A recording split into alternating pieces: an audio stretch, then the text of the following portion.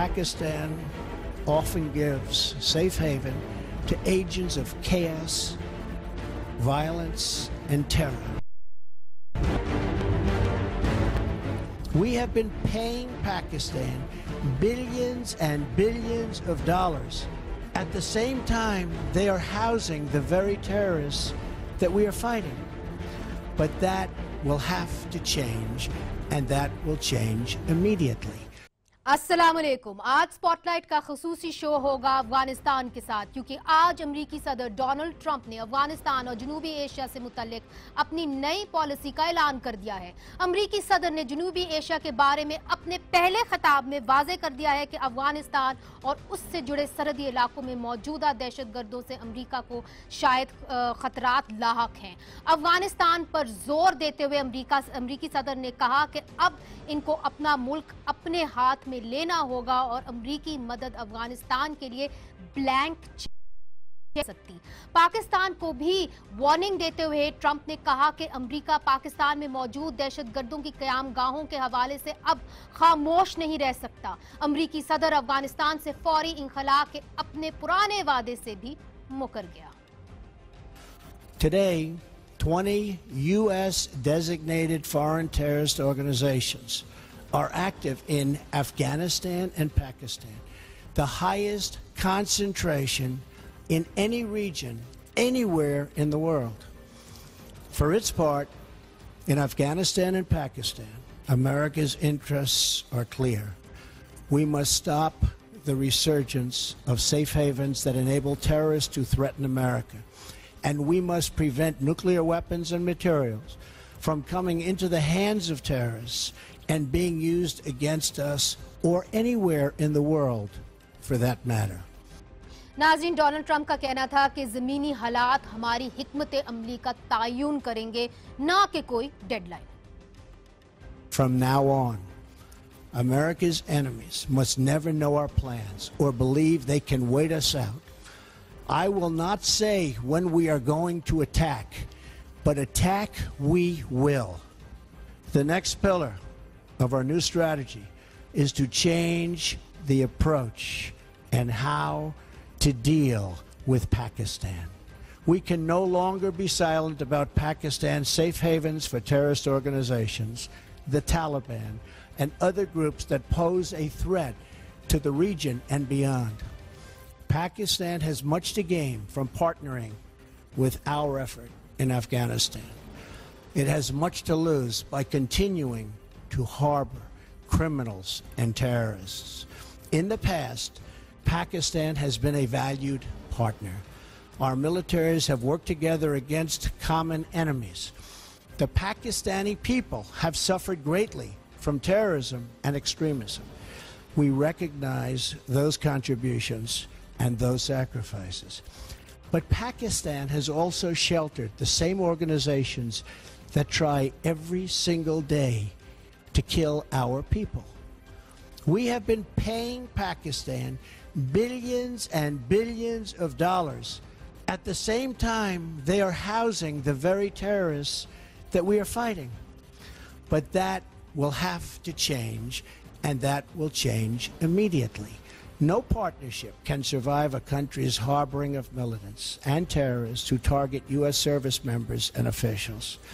It is time for Pakistan to demonstrate its commitment to civilization, order, and to peace.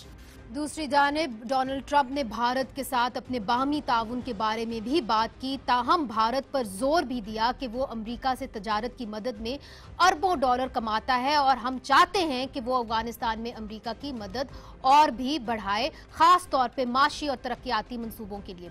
Trump इंतजामिया की जनूबी Asia policy के पाकिस्तान और अफगानिस्तान पर क्या असरात होंगे, आज हम बराह रास्त काबुल से जुड़ जाएंगे, जहां टोलो टीवी के एंकर पर्सन समी मेहदी मेरे ममालिक जो हैं अफगानिस्तान के पॉलिसी मेकर्स के साथ हमारा साथ देंगे।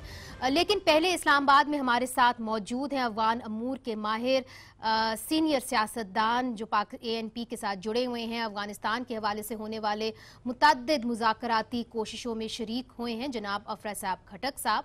उनके साथ शरीक हैं सीनियर दफाई तज्जियाकार ISI के साबिक अफसर और अफगान अमूर पर गहरी निगाह रखने वाले जनाब ब्रिगेडियर रिटायर्ड असद मुनीर साहब।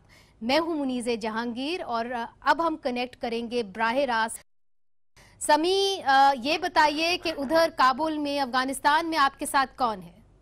In our studio in Tolo News, our guests are General Karimi, who used to be the former Chief of Army in Afghanistan, also Dr. Mujibur Rahman Rahimi, who is the spokesperson for the CEO, Dr. Abdullah. Thank you, Muniza, for the introduction. I would like to ask the first question from Dr. Rahimi. Dr. Rahimi, how this new strategy of Donald Trump for Afghanistan and generally for the South Asia was received within the Afghan government? The Afghan government and the US new administration were negotiating on terms and conditions and how to shape the new strategy. You're well aware that we are a partner with the United States. We have strategic agreement and also security bilateral agreement with the United States of America. Under the new administration, there was talks of changes and review of policy and review of the United States strategy in Afghanistan and South Asia. We've been part of that talks and negotiations.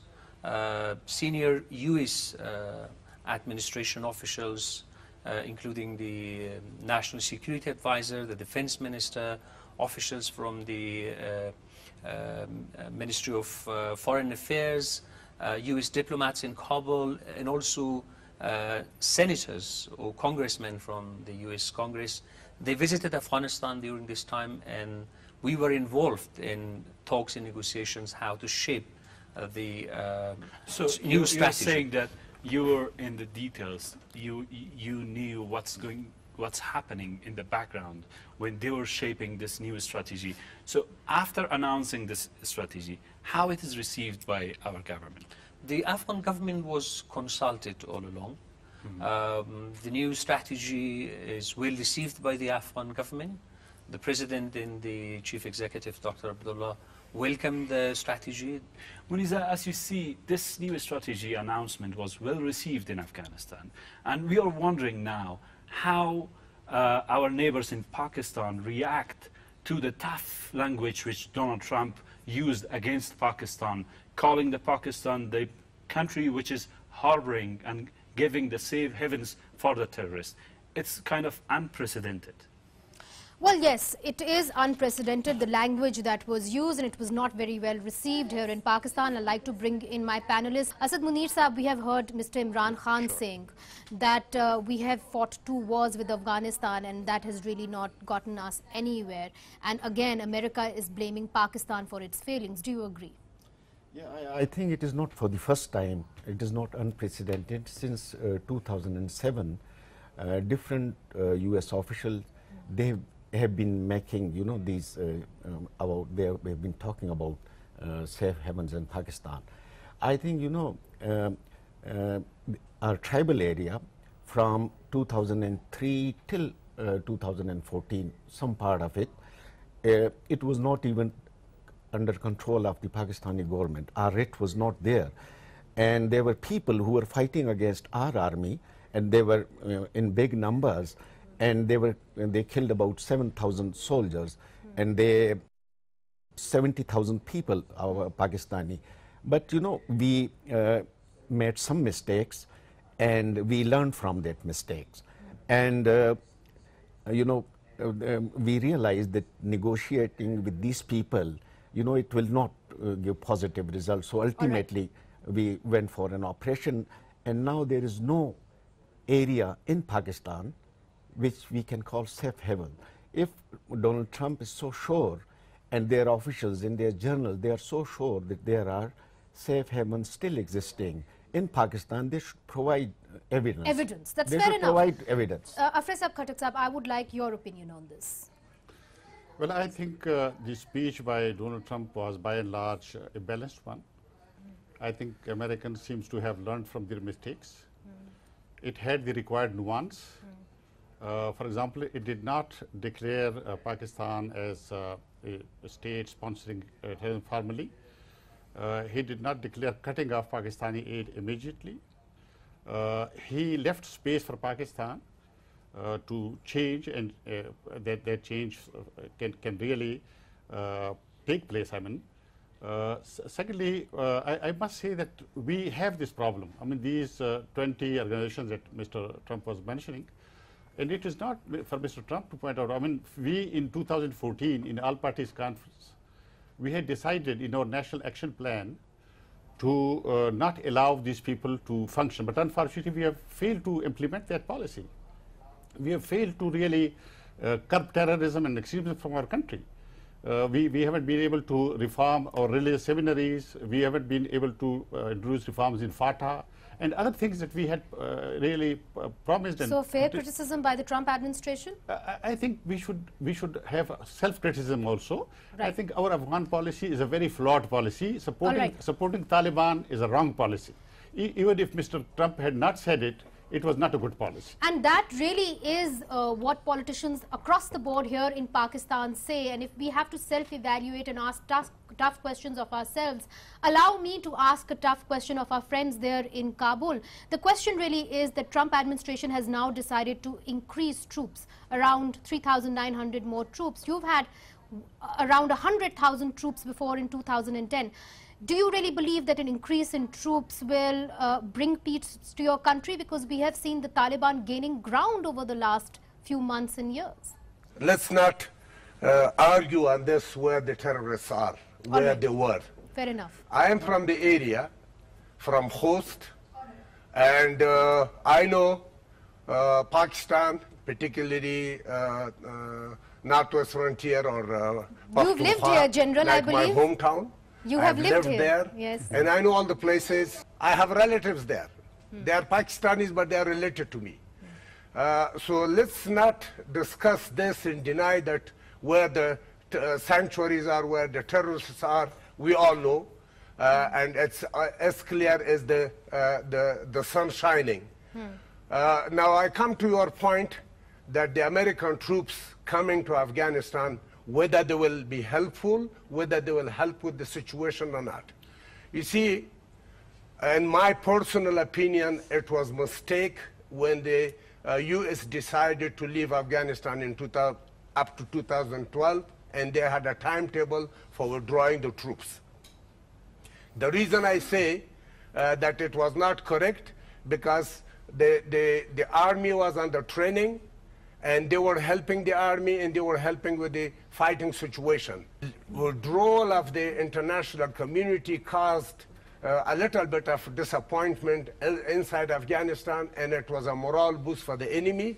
And the enemy was also encouraged to continue fighting and expand fighting throughout the country. Now, the Afghan National Army is capable and well-trained fighting, defending the country.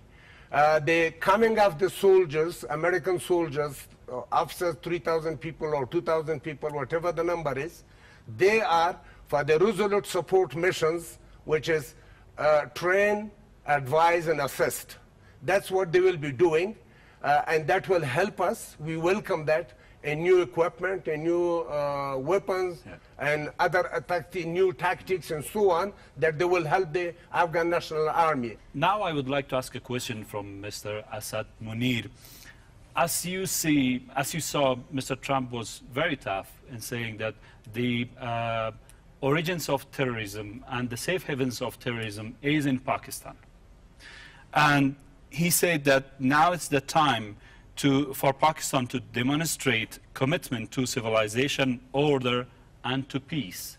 Do you see any similarities between this statement and the statement by Mr. Armitage in 2001, when he said that be prepared to be bombed, be prepared to go back to the Stone Age?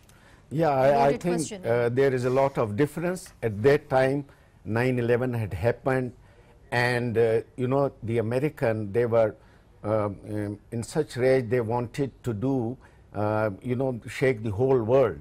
And that warning was much different than what Trump said yesterday. You know, what Trump is saying, this thing has been said many times. Since 2007, once the insurgency in Afghanistan, you know, it gained momentum in 2006.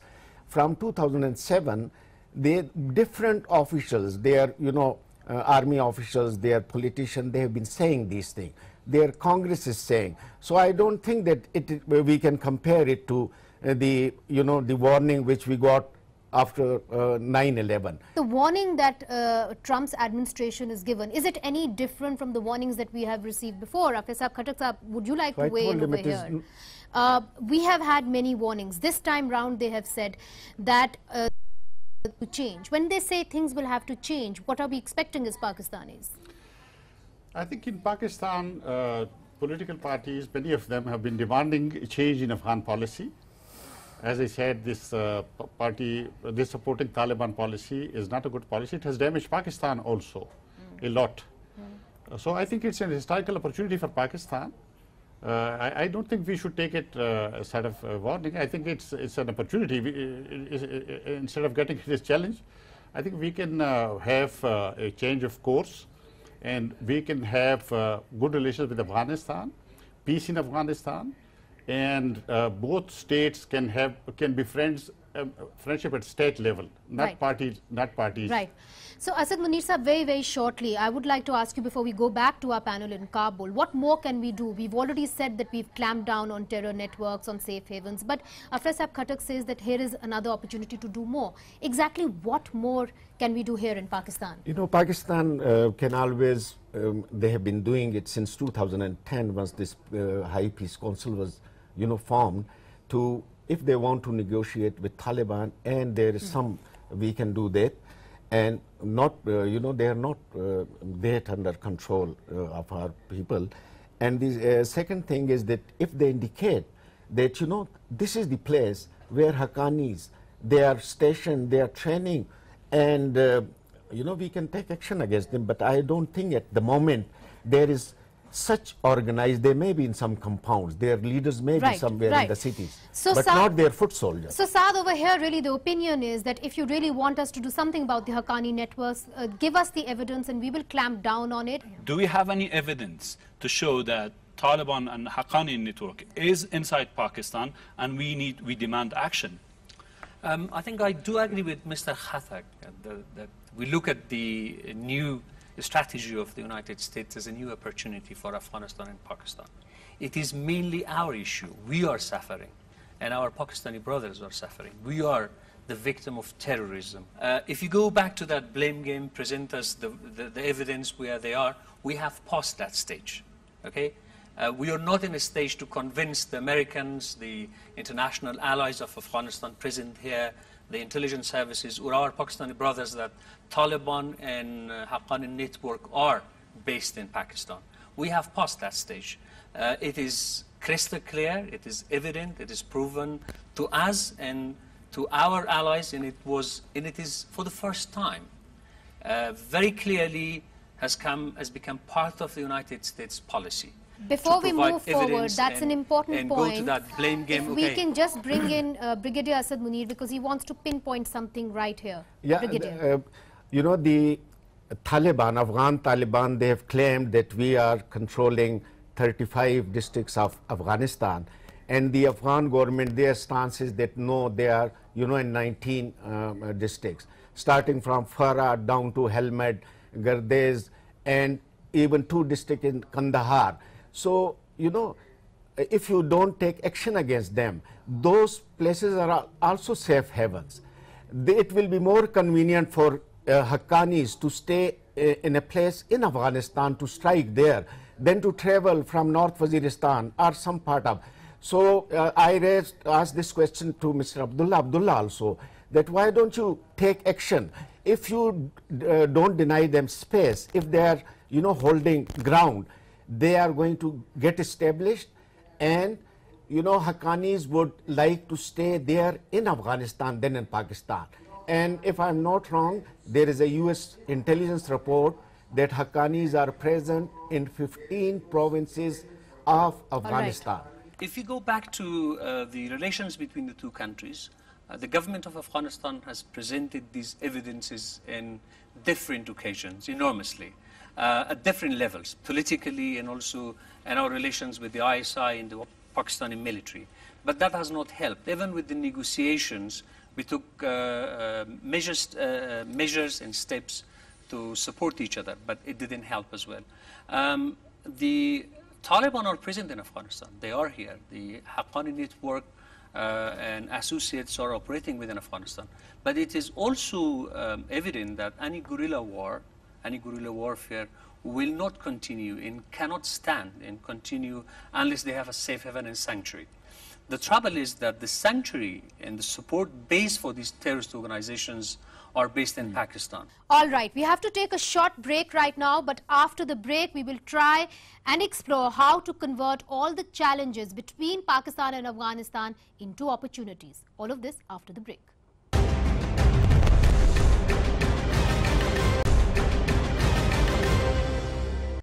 Welcome back to our Guftugo here from Kabul and also from Islamabad. As Muniza said before the break, how we can change this course of a very bad cycle into a good and a good opportunity for both countries. And Mr. Khattak, I want to ask you, as Mr. Rahimi said, it is crystal clear for everybody now, even for the United States, that Taliban are being harbored in Pakistan and they have safe havens there. Do you see any signs of change in Pakistani strategy and Pakistani policy towards Afghanistan? Well, I have always said that we shouldn't live behind this denial. Talibans are here. You see, Mullah Umar died here. Mullah Akhtar Mansoor died here. And Mr. Sartaj Aziz has said on the record that they have been living here. So let's not get into these technical details, where they are and how. I think it's time to recognize that it was a flawed policy. I mean, having Taliban in Pakistan, it was a bad policy. There is a realization that it was a bad policy. Yes, I think political leaders, I think this is a policy which never enjoyed the support of parliament. Right. Pakistani parliament has never supported Taliban's presence in Pakistan. Taliban. Right. Yeah, Afghan Taliban who are fighting. I mean, Pakistan parliament has never. I don't think even the cabinets, the civilian cabinets have never supported. So I think it's time to rethink, revisit, and take it as an opportunity. Pakistani nation has decided. We have already in 2014 we have decided to eliminate extremism and terrorism from our country, and I think this should be an opportunity, and Pakistan and Afghanistan should cooperate. Sami, I would actually like to ask Mr. Rahimi this question because he represents the democratic government there in Afghanistan, and today we heard President Trump saying that we are not in a business of supporting democratic governments there, which he represents, and really Afghanistan should take control of its own government. Now, how the Taliban will be weakened is if your government is strengthened. Are you in a position now to really, strengthen your democracy, or do you feel really that right now you're challenged with the conflict that is in front of you? Of course, we as Afghans should take care of the nation-building process in this country, and it is our task, first and most, to choose our direction and how we want to shape this country and this nation. And the country is in a better shape now. We can take care of our own, and also, as Mr. Karimi was pointing out, the Afghan army is in a position to defend the country and fight terrorists. All what we need is the international assurance and the continuation of our strategic partnership and cooperation with the United States and with all other major Afghan allies. You see that today Mr. Trump, on the one side, was very tough on Pakistan, and on the other side, he was praising India, Pakistan's historical rival in the region. How that message is received in Pakistan? It will not be well received, obviously, in Pakistan. It hasn't been well received. It will never be. Yes. You know, Mr. Trump, before his election, he has been saying in media that to deal with Pakistan, the best option is India. India can keep a check on Pakistan. So they should realize that Pakistan and Afghanistan, they are neighbor countries and they have to live together as a friendly country. And these issues can only be sorted out if Pakistan is on board. Once the UN held that High Peace Council, that Jirga in 2010, and the first thing they recognized that Pakistan has to be on board to make this a success. We know that our Taliban, they are in Afghanistan. Fazlullah with his fighters, terrorists, they are there. Khurasani is there. People from Orakzai, from North Waziristan. But we know that they are there. It's a fact. But we have to deal with it. We don't have to blame people. And incidents of terror have certainly gone down. Now, Sami, before we bring in Mr. Afra Saab Khatak Saab, we would like a response from General Saab right there. The time that we have is not sufficient to discuss in details and present the evidences. I am personally witness to 41 meetings between Pakistan and Afghanistan in the form of tripartite from 2003 to 2014. And I was part of it, and in the later stages I was leading my team, and we had many discussions with General Rahil, with General Kayani, and General Salim Hayat, and before that General Yusuf, who were in the line of command in that time. Many decisions were made. I will give you one example. One of the decisions was that we should have border coordination centers along the Durand line, 3 on Afghan side and 3 on Pakistan side. We built ours, 2 of them, one in Torkham, one in Spilbuldak, and one in Luara. But on the Pakistani side, as they had decided, as they had agreed with us, they backed down and they never followed the decision, and it never happened. We had very good relations in Torkham and Spinbuldak among Pakistani and Afghan officers to work together to pass information to each other along the border about terrorists, about the combatants, and so on. But initially it worked. Later, gradually they declined, and they were instructed so. Not to cooperate, but on the surface they were there, but they were not cooperating. Right. And I had many discussions with all those fine gentlemen generals. Right. They're still my friends on personal basis. Right. But they never were really honest to the discussion that we were having. Right. You see, the reason is there is a reason behind it. I know your strategy. I know the Pakistan overall strategy. One of your strategies is that Afghan-India relations should stop. See, as an independent country, I think we have the right to have friendship with any country, including Pakistan.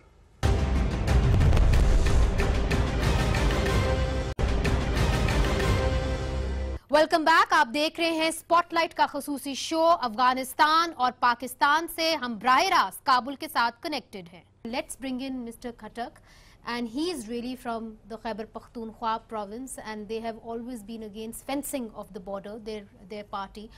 But General talks about broken promises. Do you think that fencing of the border now could be the solution to bring about peace between the two countries? I think what we need is the reform in policy, revisiting the policy. If we have the right policies, I think, yes, border management in long term is something that is desirable. But in short term, I think the state policies should be revisited. I don't think on both sides of the divide? On both sides. I think it's no time for fencing, for sort of building walls. Actually, we need to have connections. This is the age of connectivity. And there are many reasons. I don't want to get into those details, historical details, but the fence is illegal. It's not legal, really. We can't do that. We shouldn't do that. Because the people living increase on the both sides. checkposts? Yeah, we can. I mean, if the states have mutual confidence, in 2014, when Dr. Ashraf Ghani was here, Pakistan and Afghanistan had signed 48 MOUs, 48, and one MOU was about this border. But you see, the whole thing fizzled out, collapsed. Had that whole process been implemented, by now we would have border management and cooperation. I mean, it can be done by mutual cooperation. Two sides have to cooperate. Now, one side can't manage border for the other also. I mean, it has to be from both sides. So my point is... So meaning that Afghans have also to do their part of border management. Of course, both countries have to do it. But as I said, first of all, we should have some confidence building measures, some trust. That brings me to the last question that I have for all my panelists over here. The solution to war is peace, and really the key to peace is negotiations with the Taliban. Why is it that the Afghan and the Pakistan government together have not been able to start a meaningful dialogue with the Taliban? The Afghan government from the very beginning, since 2001, is willing to negotiate with the Taliban. But the trouble is the Taliban are not ready to talk. Mr. Rahimi said the role of Pakistan for making the Taliban or forcing the Taliban for negotiations is very important. Nobody should deny that. We have had it in the past, and we have to start the confidence measures to be built again. We must trust each other, and we should start what we had 4 or 5 years ago and continue with that.